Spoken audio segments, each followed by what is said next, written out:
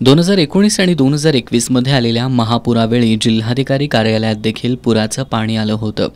जिल्हाधिकारी कार्यालयाच्या ठिकाणीच असलेल्या महाराणी ताराबाई सभागृहात पुराचं पाणी आल्यानं तिथल्या फर्निचरसह आसन व्यवस्थेचं मोठं नुकसान झालं होतं। त्यामुळे जिल्हाधिकारी कार्यालयाच्या ठिकाणी एखादा प्रशस्त कॉन्फरन्स हॉल असावा ज्या ठिकाणी पुराचं पाणी येणार नाही अशी मागणी पुढे आली होती।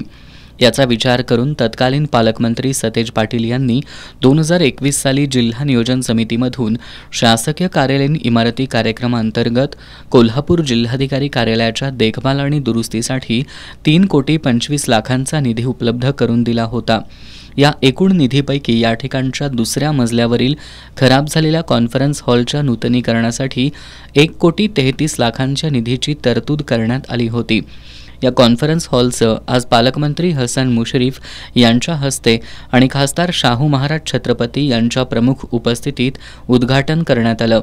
यावेळी खासदार शाहू महाराज छत्रपती, खासदार धैर्यशील माने, आमदार ऋतुराज पाटील, आमदार राजेश पाटील, जिल्हाधिकारी अमोल येडगे, जिल्हा परिषदेचे मुख्य कार्यकारी अधिकारी कार्तिकेयन एस, जिल्हा पोलीस अधीक्षक महेंद्र पंडित उपस्थित होते।